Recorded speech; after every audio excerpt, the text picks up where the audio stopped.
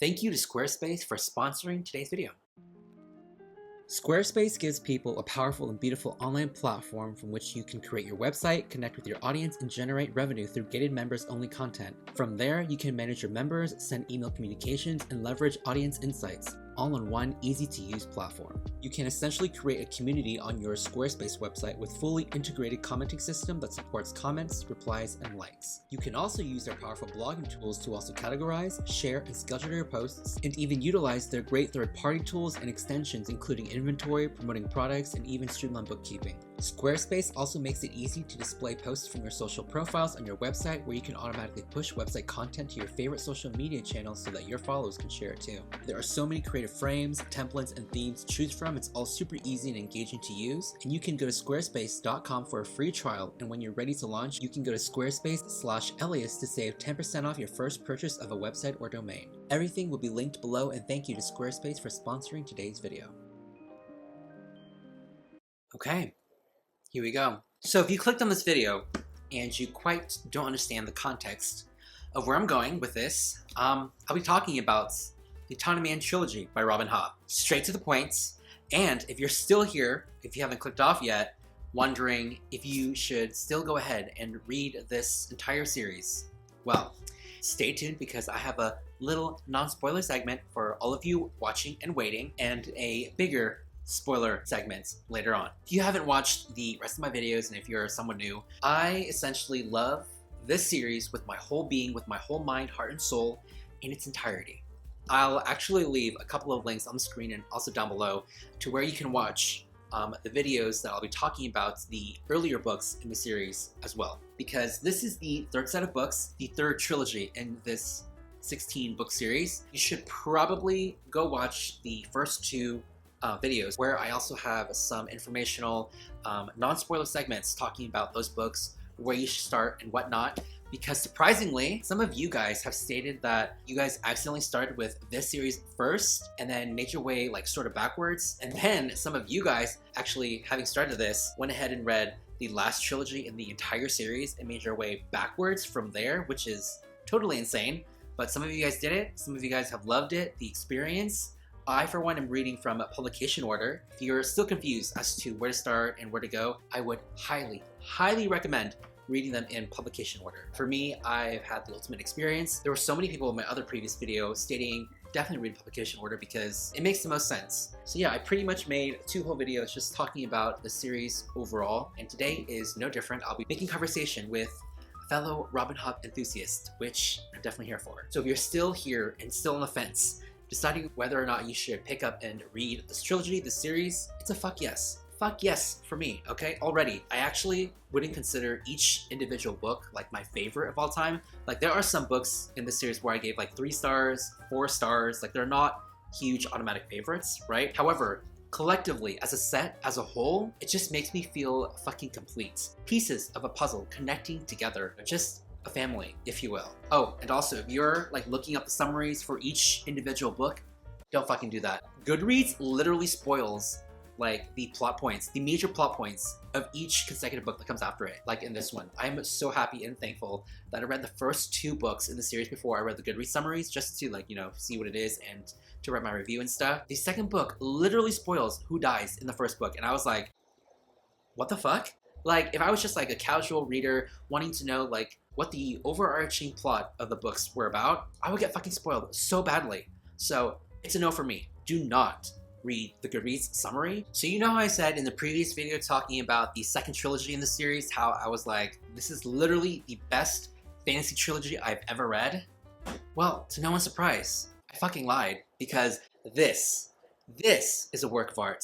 This is the best fantasy trilogy I have ever read in my entire fucking life. I don't know, each trilogy for me gets consecutively better, and this one, it just hits different. So no spoilers here. I'm just gonna give you like a brief rundown how I felt and what this overall arching series is about. We basically go back to the main protagonist in the first trilogy, Fitz, and going back into his world, into his POV, and just into the adventures and tribulations and conflicts and trauma, again, this character has to go through. All you guys need to know is that in this trilogy, the best fantasy trilogy that I ever read so far, I fucking cried. It hit me in all the worst and best places possible. I think this was truly the most heart-wrenching trilogy so far that I have read from the series.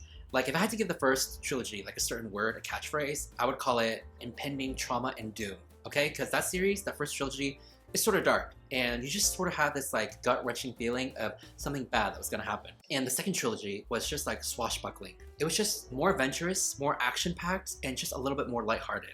And in this trilogy, even though it was truly heart-wrenching in like the worst way possible, in of itself, I would call it like hopeful, like rejuvenating, because everything about it, the character relationships, the reunions, and just seeing old faces again was just so nostalgic and so satisfying seeing everyone together again. So in a nutshell, it was very alive and hopeful. Like, I really had such a great time just coming back to this world again regarding like the POV and the characters. Like, it truly didn't hit me how much I missed these characters and just this familiar setting, this part of the world again. So that's all I'm gonna say. That's what I'm gonna leave at. And if you're still in the qualms of just whether or not you should go ahead and dive into the series, please, just, I don't know what to say anymore. I sort of lost count how many times I've recommended this series overall on my channel. So if you're looking for a great fantasy series with huge political intrigue and great ass character developments, sea serpents, dragons, a character that you will fucking love forever and for the rest of your life, please do yourself a favor and go pick up the series first. Read from the first trilogy, of course. So with that being said, we are obviously gonna dive headfirst into spoilers now. All right, spoiler time. Gosh, where do I even begin or where to talk, because there's so much to unpack here. So gotta refer back to my notes. It's endless, the notes, okay? All right, so in the first book, The Fool's Errand, I gave this book 5 out of 5 stars. I think it has to be one of my favorite singular books in the entire series so far. I'm giving this a 5 out of 5 stars because coming back to Fitz and his world again, it just felt like coming home. Like, yes, everything about him is somewhat familiar, but also new at the same time, because this is like, what, 15 years later after the first trilogy where it ended, and seeing Night Eyes again, oh my fucking god. Like, I sort of knew it was gonna happen. Reading about how old Night Eyes was and everything, like, I kind of had a sense that, oh, maybe he might die of old age. Old age. I thought he was gonna die peacefully, but of fucking course not, because our girl Robin Hobb had to give us the worst feeling and devastation to how Night Eyes would pass, and just, oh my god. I think it was like in the beginning of the book where I thought Night Eyes was actually gonna pass. I was like, oh my god, this is it. He's actually gonna leave us in the very beginning. And I was like, this fucking sucks. He got rabbit meat stuck in his fucking throat. And what? Because of like his old age and his poor regurgitation system that he's gonna die in like the beginning of the book. I was like, not really here for it. However, of course, he later did pass away at the end. And I think that probably would have been the best send-off, in my opinion, for Night Eyes. Even though I did not want him to leave, I was thinking there was gonna be some like magic loophole where he would not age, he would sort of become like immortal or something with Fitz. They would sort of stop aging because they're getting too old for me. Even though 35 isn't old, right? I'm just like, stop, slow down now. But I guess in a way, I kind of like reading about someone who's a little older, who's a little more wearier, just gritty overall, you know, because age does that to you. 35, don't get me wrong, it's not an old age at all, even 40, okay? But once you get into your 50s and 60s, you know, you kind of want to take a step back and, you know, take it slow for a bit, right? But I am very curious overall. I'm getting a little ahead of myself, but I'm very curious to see how old age affects Fitz. However, I am getting ahead of myself because he is healed, sort of transformed out of like his broken scars, if you will, like from the past traumatic experiences he went through. His body sort of like is different and he can sort of like mend himself with skill. I'm curious to see how that all like factors in and plays into the later books. Like literally after reading this trilogy, I had to hold myself back and not continue on with Fitz and the Fool. I already have all 4 books from the Rain Chronicles, and I am hoping to get into those books sometime next month. I'm really hoping to finish the entire series by the end of the year, but we'll see. I think it's very doable in the fact that I completed like this whole trilogy within like the first week of August or so. So I believe I can do it. But yeah, what am I gonna say with this one? Sorry, this review literally all over the place, okay? I do have notes. So we're gonna go back and take a look. The way I love the Fool from the first trilogy already, and then knowing that he was Amber in the second trilogy, and then his reunion with Fitz and his character in this one, That altogether has made the Fool my favorite character of all time in any singular book that I've ever read in my entire life. Seeing him again, like, as the Fool, not as Amber this time, but as the Fool with Fitz, literally the best. I was afraid that we would get him only for a little bit in like the beginning, and that would be pretty much it, even though in each consecutive title for this trilogy, he's literally in the title, and this trilogy is named the Tawny Man Trilogy. I literally thought we would not be getting as much of the Fool as I thought we did. But I am so fucking thankful and happy that we got it all, okay? Everything was just so fucking good. Also, the Fool, naming the horse Malta was just hilarious to me because we all know my progression with how I feel about Malta from the beginning to now. It was just hilarious. Also, going back to like Fitz's POV again, this felt, even though some ways familiar, it felt so new at the same time. While like in the first trilogy, his POV, it's more searching in a way, like overall, like very rambunctious, overarching in terms of like story, scale, world. It was just lit, right, in like the first trilogy. But in this one, it sort of makes sense that his POV is somewhat subdued, more personal, private, and quiet, right? Because he's like, I've had fucking enough. I'm done. I'm done with the world, right? But we all already know that was not meant to be. Also, the way the Fool calls Fitz, aka Tom, beloved, sends me. If a person I like doesn't call me beloved, we're done. We're gone. It's not gonna happen. It's honestly the bare minimum standards for me. Also, it was really fun seeing sort of like Fitz's relationship and dynamic and his interactions with Dutiful, his, biological son, if you will, but not at the same time because Dutiful is Verity's son, but with Fitz's sort of like organic biological means, if you will. I was very curious to see how that relationship would like expand later on in the books, and I was not disappointed. I literally thought we would be getting him only like in book 1, but literally he's like a very prominent character in like the rest of the series. And so, you know, it was really funny because in this trilogy there were a lot more children than I was anticipating and expecting, because we have Hap, we have Dutiful, and we have Nettle as well, and also Swiftfoot, Birch's son, you know, just so many children in general, which I was not expecting. You know, we're getting Daddy Fitz here after Daddy Birch in the first trilogy. But in a nutshell, this was a 5 out of 5 stars. I fucking loved it. All right, so we're moving on into The Golden Fool. This one I gave a 4 out of 5. I honestly loved it. I really liked the character developments and just the more heavy political intrigue that this book had to offer, right? It sort of like reminded me of the first and second book that we got in the first trilogy. But this one, for me, was the slowest book in the entire trilogy. Literally half of the book, nothing really happens. However, I'm somewhat okay with it because I'm happy to be back into this world again, and I was really looking forward to some of the character meetups and reunions again that were gonna happen. However, the only pivotal thing that happened in here that I could substantially remember was the fight between the Fool and the Fitz, which I can see both sides of the argument. However, my vote is with the Fool on this one. Fitz was just so irked by all the comments and just all the talk that he heard and received from the court people around him. But I was like, you grew up in this court. I thought you had thicker skin than that, you know? You're like literally 35 fucking years old. Since when did you care so much about what people thought? I would have thought at the very least this would like bother him, bare minimum, right? Fitz and the Fool like go way back, and they went through so much together. They just went through so much turmoil and trials and just pain and suffering together that I felt like their relationship sort of transcends like a normal, healthy, loving relationship between two bros or something like that, right? Fitz was thinking like, oh, they're making fun of me because the Fool wants a sexual relationship with me and blah, blah, blah, right?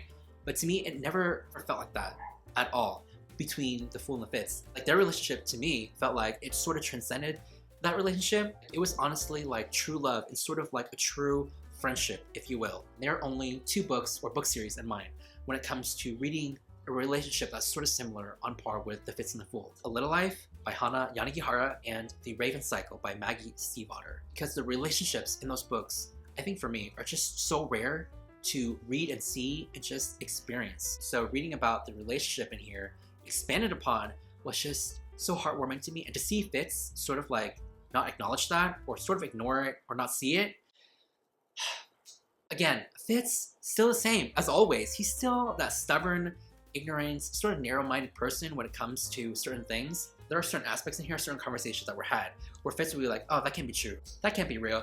Oh no, that's just a child's whim. Oh, that dream I had regarding that? It was just a dream. I couldn't really think much about it. Oh, it's not like I was skill dreaming or whatnot. You know, it just hits different because me as a reader, I can figure out your skill dreaming. I can figure out, you know, this and that, and I believe in that. So why can't you, you know, at the same time? You know, it's just that relationship that you have with one character where you know these things already. You figure out things faster than the other character where you're just like, come on, fucking catch up, hurry up. And when they catch up and they just don't believe it or acknowledge it, you're just like, bro, what the fuck? And so yeah, that was like the first sort of out of tangent thing that I really remember with this one. The second thing is Fitz's sort of like resurrection, if you will, from death. And so that whole thing was very interesting to me because in a way I was like, wait a second, Fitz, this is your coterie, right? And automatically this was Dutiful's coterie, but for me in that instance, that was Fitz's coterie, healing him, bringing him back to life with the full Chade, Dutiful, and Thick. Oh my god, I love Thick. Thick was such a great addition to this cast of characters. I loved his relationship, especially with Fitz. I think there was a scene where he was like, oh, you know, I'm sorry for all the things that I put you through and that I love you, you know, because my mom does the same thing to me, but I still love her. And I was like, you poor souls. I mean, in a way, they're like perfect for each other. Again, the amount of children, young people in this book, I think it was sort of like the right step, the right direction, considering like these young people are the people who have to carry like the sins of their father, if you will, and sort of have to live with the consequences of, you know, the ripple effect that these characters, these previous characters have made. In a way, it was very interesting to see that.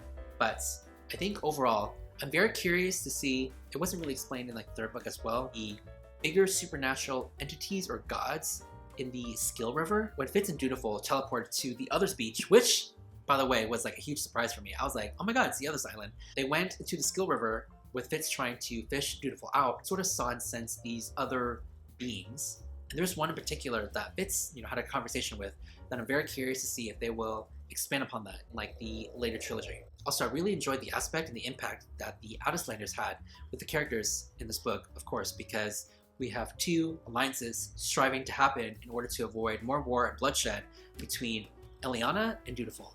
I mean, ideally in this book, 3/4 of this book is taken in a singular location, and not a lot happens, aside from the two main events that I can remember. I mean, Fitz's fight with the Fool got me so angry. I was like, not fucking again. But that's my opinion. That's how I feel on this fight. You can feel otherwise, okay? So yeah, that was the Golden Fool, 4/5. Finally, last but not least, I think I would say I was more in love with like the second half of the book compared to the first half, because it felt to me the first half was very slow moving in terms of like traveling to this place, building up certain scenarios and events and meeting new characters, and I was like, oh my god, what is happening? A lot of this was travel. What is it, Assassin's Quest, where Fitz was like traveling from one place to another? I didn't really feel that in Assassin's Quest, but I felt it here. I really felt it here in this one. But the second half of this book, what the fuck? Oh my fucking god, it was fucking insane. But reading my notes, first thing I said is, here instead did I feel the tumultuous plotting and the feeling that people got while reading about the traveling in Assassin's Quest. So there, I said it. I also said that Fitz and Chade were annoying because their worldview in general when talking about otherworldly things just kept them from keeping an open mind, and it was just practically non-existent, which I did talk about earlier, and I did agree with. Chade in of itself, he got more annoying. He was very interesting. There were several times where I felt like he was almost like a villain in some way, because almost working for himself in order to achieve the greater good for the Farseer crown. Like, oh my god, his loyalty in the crown is like adamant. There's no questioning it, right? But to me, I was like, oh my god, are you like, do you really have good intentions here, right? There were some bittersweet moments where his relationship with Fitz, where he's like, oh, are you still mine? And Fitz would be like, yes, of course, daddy. Where I was like, okay, that was cute. But also at the same time, he and Fitz sort of shared like the same mentality where they can't keep an open mind to certain things, especially when like Fitz has the wits and he's been through all these things, but yet at the same time, Dragons down in Beantown? Couldn't be real. Couldn't be me. And I'm like, bitch, I literally have no words, but Chade in a nutshell for me overall was very interesting. I really liked his dynamic relationship with Fitz, however, but still somewhat very annoying, if you will. So the one main gripe I had regarding this series, or this book in general, was the reunions and the events that took place between Fitz and the people that I wanted him to see again. I didn't really like how it all went down, how it all went regarding Molly, Birch, and Nettle. Like every other reunion was fine. I really liked his reunion, seeing his mom again with Patience. That was cute and sweet. However, I felt like the majority of information, or the things that I wanted to see, happened behind the scenes. Like everything from Nettle, Molly, and Birch. I sort of would have, but so fucking annoying, go away.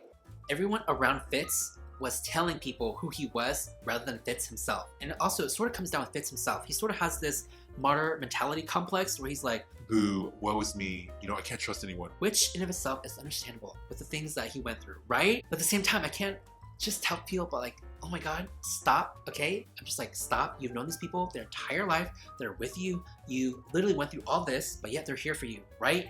I feel like Fitz didn't even tell a single person who he was. Everyone else sort of had to find out from another person, which was somewhat annoying to me because I was like, I want that reunion. I want that shock and gasp factor between Fitz and the other character, especially Burge. I really, really wanted that reunion to happen with Fitz and Burge in sort of like an organic manner, but I also understand why it happened the way it did, because in a manner of speaking, it is such like a Fitz way to meet these characters in these perspective reunions, right? Because nothing ever goes well for him. So of course, these reunions had to happen in a certain way. Let's talk about Burge for a second.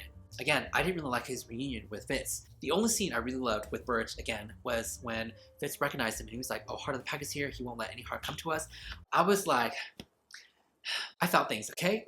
And then that was it. He never got to have that heart-to-heart or chat with Burge. He wasn't even there, present for Burge's death when he was just tossed in the sea. I was like, I understood to a certain extent why he died, but I was like, are you fucking kidding me? I understand. Of course, it is such a Fitz thing to have happened the way it did, right? But I was not here for it. I was still upset that Fitz and Burge didn't get the time to catch up or just to talk about things or their lives. It just didn't give me the full satisfaction. I guess, in a nutshell, it just is what it is, right? I wish we could have gotten more, but we didn't. Also with even Swiftfoot, whatever, I forgot his name. Even when he found out that Fitz was Fitz and that he was witted, he found out from his dad when he blurted it out. I was like, oh my god. I thought he would find out that Fitz was witted as well, or that Fitz would tell him, but literally Fitz, bitch, literally never tells anyone anything.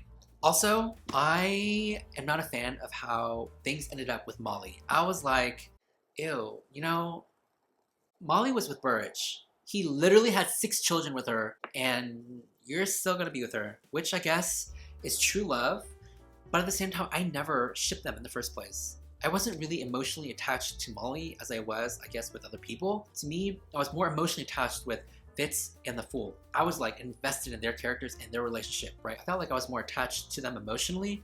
With Molly, I was like, I don't feel anything for her. I don't like her even. I do like and enjoy her children though, because Nella was great. I really liked seeing Fitz and her relationship expand and explored. That was great, and also like how she is so powerful at skill dreaming, and also Swift, how he's witted as well, and also how Burge, just bringing it all back, is also like one of the strongest wit users of all time. The way he stopped that dragon in its tracks, I would have really liked to explore and see that more with Fitz and Burge and their like wit usage and all that, but that alas never got to happen, which is fine, I guess. I wasn't a fan of Molly and Fitz or how fast they got together again. I mean, things move really fast when it came to their relationship. I was like, damn, you're not gonna even grieve or just wait, you know, for Burge, for the memory of Burge even with his kids. But overall, I was just like, it's still too fast for me. So regarding the Fool, I think the turning point for me was when Fitz went back to get the Fool's body after he died. That was the turning point for me. That was when things really picked it up and just brought everything home. I know that in the next trilogy for Fitz, it's called The Fitz and the Fool, and just subconsciously, I knew that it would be about these two again, right? However, in the instance that it was mentioned that the Fool died, I truly believed it. I truly believed that he was not going to come back. I cried, I was devastated, I was so angry. I was like, you literally killed off the best character that we've ever had. However, things took a turn, a bigger turn, when that resurrection happened. When it said that Fitz wrenched the Rooster Crown out of time and placed it upon himself to bring the Fool back, I got chills. I even have goosebumps right now just talking about it. Like, I truly don't even know how to explain it. I hope what Fitz did will be explored later on in the next trilogy. But, oh my god, literally my favorite scene in the entire series so far. Again, resurrection, rejuvenating this whole series overall, but that scene just really took it and brought it home. Also, another thing I want to say is that I think the ending would have been stronger for me if Fitz had sort of let go his love for Molly and sort of, you know, retained his promise with Burge, while at the same time being able to find himself, because the Fool's gone and so is Night Eyes. I would have been perfectly content with him sort of like standing on his own, saying to himself that it's okay, that he will make it and that he will find love again, even though it's not with Molly, but maybe with the kids that he would raise up again with Nettle, you know, his relationship with Dutiful, which, by the way, I thought he would, you know, tell him that, hey, I'm sort of like your biological dad, even though I'm sort of not. But I think that will sort of be explored also in the next trilogy. I don't know, there's so many things in the next trilogy that I'm so excited for. But yeah, I think if that had happened, that would have been a stronger ending for me, personally. So, I am also curious to see how the wits will be portrayed in the next trilogy, considering how it's sort of like legalized now and like accepted a little bit, and if the wit will fully be accepted by everyone and everywhere, we shall see. And I'm also thinking that Swifty, I keep calling him Swifty because for the life of me, I cannot remember his name. Swifty? I'm pretty sure he and Nettle will upgrade and achieve main character status in the next trilogy, so we'll see. I'm sort of like taking a break, if you will, from this world and this character again because I'm diving headfirst into the Rain Wild Chronicles, which I'm very excited for because I guess we're reading more about their customs, their strange magic, the elderlings and their cities, and just all about Tintaglia. And I'm hoping some of the characters from the Lash of Trader trilogy will make an appearance in this one as well. But I guess that is pretty much all I have to say. I am happy the way it ended. How Fitz is happy again. I mean, that's all I really care for at the end. I don't know what chaos Rob and Hob will ensue in the next trilogy to bring back, you know, Fitz and the Fool again back together because they're endgame in my opinion. And that's, ladies and gentlemen, and my fellow Rob and Hob enthusiasts, is the Tawny Man trilogy, the literal best fantasy trilogy of all time. Please let me know down in the comments below your thoughts, your feelings, what you guys thought of this entire trilogy overall. No spoilers about the later books in the series, especially. I mean, so far it's been great. I've not been spoiled for anything. Well, that is pretty much it. Thank you so much for watching, guys, and I will see you all soon with a new video.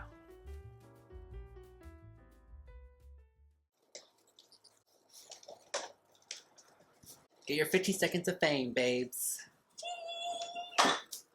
Of his old age and his poor regret, and because of his old age and his poor regret, and because of his old age and his poor regurgitation, and because of like his old age and his poor regurgitation, oh my god, I need to look this word up. And because what? And because of his old age, his poor regurgitation. Did I say it right? Fuck, regurgitation. His old age and his poor regurgitation. Oh my god, I can't speak. Regurgitation. And what? Because of his like poor. And what? Because of his like his old age and his poor regurgitation. Oh, I can't speak. And what? Because of like his